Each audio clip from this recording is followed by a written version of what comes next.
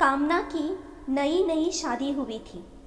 वह अपने नए घर मतलब ससुराल जाने के बाद घर में जैसे ही कामना ने प्रवेश किया उसे कुछ भी अच्छा नहीं लग रहा था, क्योंकि उसकी सास हमेशा उसे हर बात में टोकती थी और कुछ न कुछ उसके विरुद्ध में बोलते रहती थी।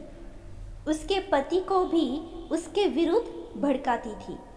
इस कारण उन दोनों में हमेशा झगड़ा होता रहता था।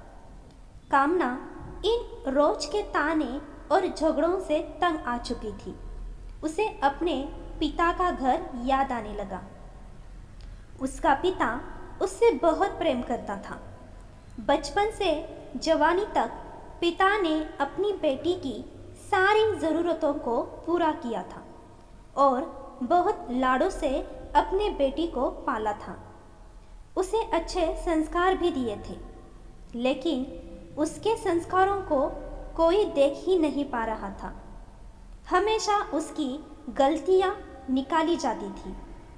कामना अपनी सास के इस रूखे व्यवहार के कारण परेशान हो गई और कई बार तो उसने अपनी सास को कुछ बातें सुना देती थी, जिसके कारण घर में बड़ी ही असमंजस की परिस्थिति हो गई।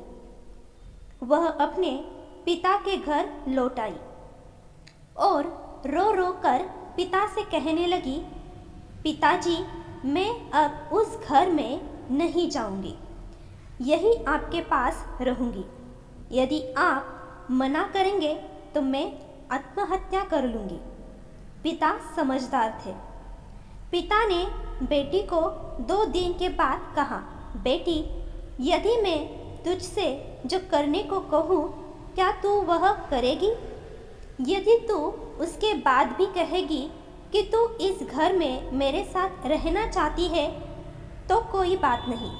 बेटी ने पिता से कहा, कहिए, लेकिन याद रखना यह अंतिम बार होगा कि मैं उस घर में जाऊंगी। पिता ने कहा, वहां जाकर जैसे ही तुम्हारी सास तुम्हें कुछ बुरा भला कहने लगे तभी तुम अपने मुंह में एक कुल्ला पानी भर लेना और तब तक मुंह में पानी भरे रहना जब तक सासू माँ बोलना न बंद कर दे, और उसके बाद उस पानी को घर के बाहर जाकर थूक देना और फिर कुछ भी पलटकर मत कहना। बेटी को कुछ समझ में नहीं आया, लेकिन बेटी तैयार हो गई। बेटी ने ससुराल जाकर ऐसा ही किया। जब भी सासू माँ कुछ कहना शुरू करती, तुरंत बहू मुंह में पानी भर लेती और बहुत देर तक भरी रहती। धीरे धीरे कुछ ही दिन में सासू माँ का व्यवहार इस बहू के प्रति नम्र हो गया। वो सोचने लगी, कितनी अच्छी बहू है, पलटकर कोई जवाब नहीं देती और गुस्सा भी नहीं होती। अब वो उस बहू को बेटी कहने लगी और उसकी तारीफ करने लगी। कुछ दिन में सासू माँ का प्रेम भरा व्यवहार देखकर बहू भी अपने सासू माँ को माँ के जैसा प्रेम करने लगी और दोनों खूब बातें करती, साथ साथ घूमने और मार्केट और खरीदारी करने जाती। कुछ दिनों के बाद इस लड़की का पिता अपनी बेटी से मिलने आया। घर के सभी लोगों ने पिता का खूब अतिथि सत्कार किया। फिर जब पिता अपने घर वापस जाने लगे तब अपनी बेटी से कहा, बेटियां चलो, यदि तुम मेरे साथ चलना चाहती हो तो अपना सामान पैक कर लो, हम वापस चलेंगे। तब बेटी ने कहा, नहीं, अब यही मेरा घर है। मैं अपनी सासू माँ से बहुत प्रेम करती हूँ और अब मैं इन्हीं किसी भी कीमत में अकेला नहीं छोड़ूंगी। यही मेरी माँ है। पिताजी अपनी बेटी के इन बातों को सुनकर और सास बहू के प्रेम को देखकर बहुत खुश हुए और बेटी को बहुत आशीष देकर खुशी खुशी घर लौट आए। प्रेम सब बातों को सह लेता है।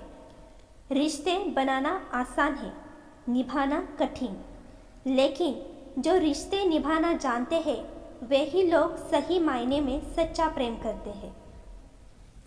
जब नई बहू घर में आती है तो सास बहू को नौकरानी मानती है, और जब सास बूढ़ी हो जाती है तो वो ये उम्मीद करती है बहू बेटी बनकर सेवा करे।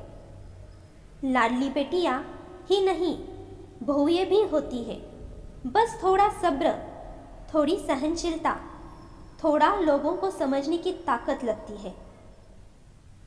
अपनी बहू को कभी ना परेशान करें, बेटी माने और हमेशा प्यार करें। अगर चाहते हो बहू से इज्जत तो उसके माँ बाप का सम्मान करें। सास चाहे बहू को कितनी भी कड़वी बातें सुनाए, पति को कोई फर्क न पड़े, लेकिन पत्नी एक छोटी सी बात भी सास को कह लेती है तो पति आग बबूला हो जाता है। दोस्तों, आपकी राय मुझे कमेंट्स में ज़रूर बताइएगा, और स्टोरी अच्छी लगे तो लाइक करना ना भूलिएगा। आप चैनल पे नए हैं तो चैनल को ज़रूर सब्सक्राइब कीजिएगा। इस तरह की कहानियाँ आपको इस चैनल पर मिलती रहेगी। तो चलो फिर से मिलते हैं एक नई कहानी के साथ। तब तक धन्यवाद।